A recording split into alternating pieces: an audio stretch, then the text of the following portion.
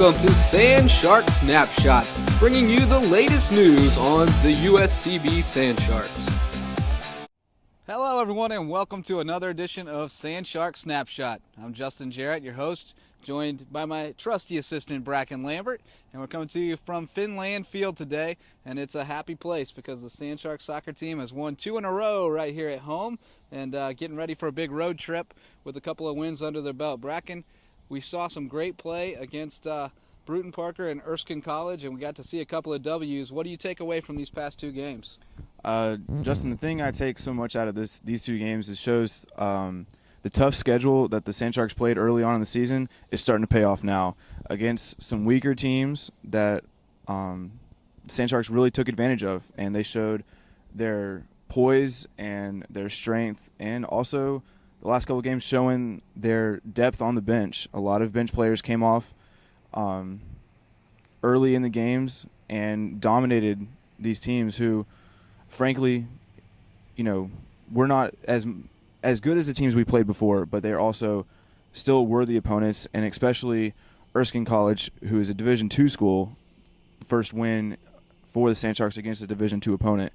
And it just shows that the team is getting better as the season goes along, as they've evened up their record and started a little winning streak, and it's getting going right now. So I'm looking forward to seeing what this road trip is coming up here. I know it's a little unfortunate that they hit the road now because things are getting so exciting, and the furious finish to that game against Erskine was very exciting, so you're kind of eager to get back out here and see another game, but won't get a chance for a few weeks, and then it'll be a big weekend homecoming when they return against Thomas and Embry-Riddle in a couple of big conference games, so we'll definitely be looking forward to that.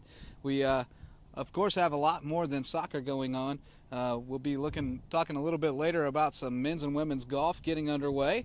The men's golf team finishing 3rd at the Coastal Georgia Invitational, and the women's team finishing 2nd in Coach Alexis Bennett's debut. Kendra Collins tying for 1st in that tournament, so a great start for them. Cross-country team, another good race at Furman last weekend, competed with the big boys and did very well. So very exciting time here at USCB, and the fall semester in full swing. Everything going good in class and everything, Brackin? Oh, yeah, everything's going good. I'm just starting to love the weather change. I'm starting to wear a little bit longer sleeves and get into it.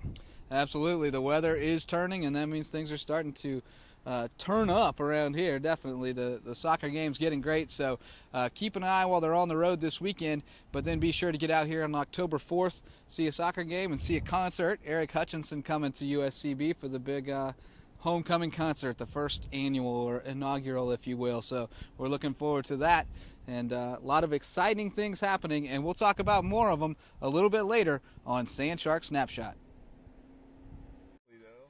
USCB taking on Brewton-Parker, and the Sand Sharks get in on the action early. Brittany Lawrence threads a beautiful pass through traffic to Stephanie Moldenauer, who puts it away with the left foot, and the Sand Sharks with an early 1-0 lead.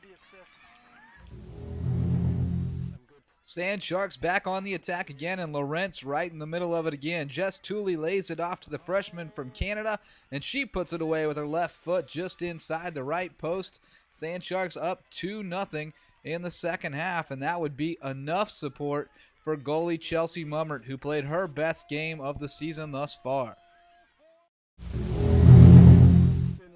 Mummert with several great saves, showing the form that made her an all-conference player last year. She stops that one from well out. Brewton-Parker getting most of its chances off free kicks and long balls, but Mummert up to the task every time. Another free kick, Mummert knocks it up into the air and then has to pounce on the rebound to keep the Barons from putting it away, preserving that lead and eventually preserving the shutout with 8 saves. The junior from Somerville saves some of her best work for the second half. Another free kick for the Barons, and they're going to give it a go, but Mummert, once again, up to the challenge, knocks it over the crossbar. Another opportunity off the set piece, and it's knocked away. Mummert knocks that one out of the way and then grabs it to prevent any second chance opportunities. And then her best work, saving it for the final few minutes. The Barons getting a little counterattack going, play it over the top to their leading scorer, Hannah Herod, And Hannah is going to chase it down, but Chelsea Mummert with a dive to her left to make the stop. She made one more save and preserved USCB's 2-0 victory. 5 days later, USCB trying to start a winning streak against Erskine College, and they get on the board early. Jessica Tooley plays it to Lawrence. Ball pops free to Pascal Roca, whose left foot puts it away for her first goal of the season. And the Sand Sharks on top 1-0 early against an in-state opponent. Roca and Tooley working together again. Later on in the first half, USCB up 1-0, looking to add to it. And Roca plays the ball through to Tooley, who tracks it down and puts it in with her left foot. First goal of the season for the sophomore from Tiga K. And it's also the first of the day, but she wasn't done yet. Second half now, USCB looking to add to the lead, and Brittany Lawrence is taken down in the box. That's a clear penalty. USCB awarded its first penalty kick of the year, and who would take it but the junior Stephanie Moldenhauer, and she puts it in off the right post. Goal number 4 of the season for Steph, and she leads the team. Sand Sharks up 3-0.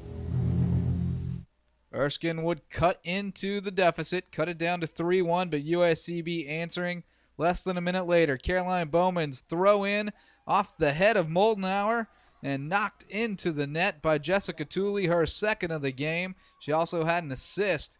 Great game for the sophomore. USCB on top 4-1. The Flying Fleet would get 2 goals, but USCB holds on for its second straight win and improves to 3-3-1. Welcome back to Sand Shark Snapshot. I'm your host, Justin Jarrett, and I'm joined now by a very happy USCB women's soccer coach, Ed Heberling. Happy because right here at Finland, 2 straight games, 2 straight wins. We have a winning streak, Coach. Tell us a little bit about those wins over Brewton-Parker and Erskine College. Yeah, it's great to come home, get a couple wins here, get our record even at 3-3-1. Last Thursday we beat Brewton-Parker 2-0, and then followed up yesterday with the 4-3 win over Erskine. Brewton-Parker's game was a little iffy, honestly. They kind of out-hustled us to some balls, but we played well enough to maintain the shutout, kept the 2-0 victory going. Improved upon a few areas, still had some work to do.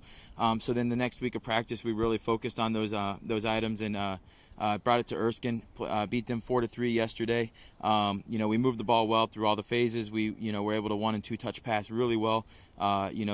We kept them from getting a lot of shots off in the first half, especially. The second half, we kind of let off the gas a little bit. We need to really work on that mentality to really push ourselves and to make sure that we not let teams in, but just take them completely out of the game.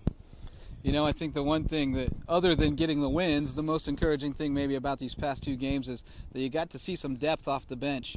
You had several key players who were banged up here or there, not on the field, but the girls who came in really kept it at a high level and didn't really have any drop-off at all. At the beginning of the season, you felt like the depth might be a weakness for this team, but I think it's turned into a positive. Yeah. It was. We were a little hesitant, a little nervous at the beginning of the season with the depth and seeing where players would be able to fill in and what roles they'd be able to do. But the past 2 games, we like you said, we've had the players that are injured, and we've had players step up and do a really good job. We've sat down and talked with them and told them their expectations, their roles, and what we needed to see from them.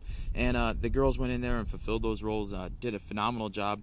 We had players the past 2 games really step up and raise the bar a little bit higher, and it makes it challenging for the coaching staff now. It's a great challenge to have, is that we got to pick the starting lineup. With so many players playing so well, makes it a little more difficult, but it also challenges the girls and pushes the girls to make sure that they show up every day at practice and for every game, and that they're performing at their best level that will make the team better. Well, we've gotten kind of spoiled with all the home games here. Only 1 road trip so far, but you've got a big one and a long one coming up. 3 road games, heading to Alabama to face a Division I opponent in Alabama State, and then down to Florida for a big road trip. Sun Conference play starting against Florida Memorial and St. Thomas. For those of us trying to follow from home, what can we expect over these next couple of weeks? Yeah, the Sunday's game against Alabama State will be a challenge for us. Another game that I purposely scheduled to try and make us better, prepare us for the conference games. We're going to go over to Alabama State, play our first ever D1 school in regular season. They're going to be an athletic team, an experienced team, that I think will come at us and really, challenge us to have to play at a top level. Play like we did yesterday with a little bit of improvement in there. And we should be, I feel pretty successful there. There will be an even match. It should be a good game for us, hopefully, there, going to Alabama. When we come back home, we'll train for a week before we head out to Miami to open up non-conference play, which is really what we made this whole non-conference schedule for, was to better prepare us for the teams in our non-conference, or for our conference games. We open up with Florida Memorial, who we didn't get to play last year in conference play, but they came up here our first season and beat us 3-1 in a shortened game, where I felt like we could have maybe kept the pressure on and might have been able to do some damage, but we want to get down there and even the series, with them and get the Sun Conference started off right. We play them Friday, and then Sunday we go over to St. Thomas, who just creeped into the top 25 after knocking off 2 or 3 top 25 teams this year and beating a couple Division II teams as well. They're playing really good soccer. There are a lot of seniors on the team. They're a very senior-laden team. And, a lot of experience. They were quite successful. So that'll be a great game, a great barometer for us to just see how far we have come along in the last year. They beat us in the playoffs last year pretty easily. So, I know that's on my girls' minds. They want to get back there and play a little more competitive game and a better quality game than what we did last time we were down at Miami. Well, we look forward to you coming back home, but we'll definitely watch with excitement as you hit the road, leaving with an even record now, and we hope to see you come home with a winning record in a couple of weeks, and we'll catch up with you after the road trip, Coach. Thanks so much for joining us here on Sand Shark Snapshot. All right, thanks, JJ. Welcome back to Sand Shark Snapshot. Just about done with this week's installment, so you know what time it is. It's time to hand out the Performers of the Week, and as always, I'll give Brackin the honors and let him take first dibs. Brackin, who impressed you the most this week? JJ, this week it's going to be the sophomore, Jessica Tooley.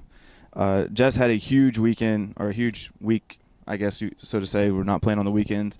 But she has come so close each and every game I've seen, the 5 home games we've had so far this year, and she's just hasn't been able to finish it a couple of times, a couple short on goals, blasting a couple over the crossbar, or a few just wide. But she finally got it going yesterday against Erskine. She sat there and blasted 2 beautiful goals, and she has just been that dominant force up front and up top of the who is our forward. So, Jess, this week it goes out to you, so congratulations. 2 goals and an assist. So now she has 2 goals, 3 assists, leads the team in the latter category, and is getting very close. Let's do some quick math. That's 7, so she's almost to 10 points, which was her school record last year.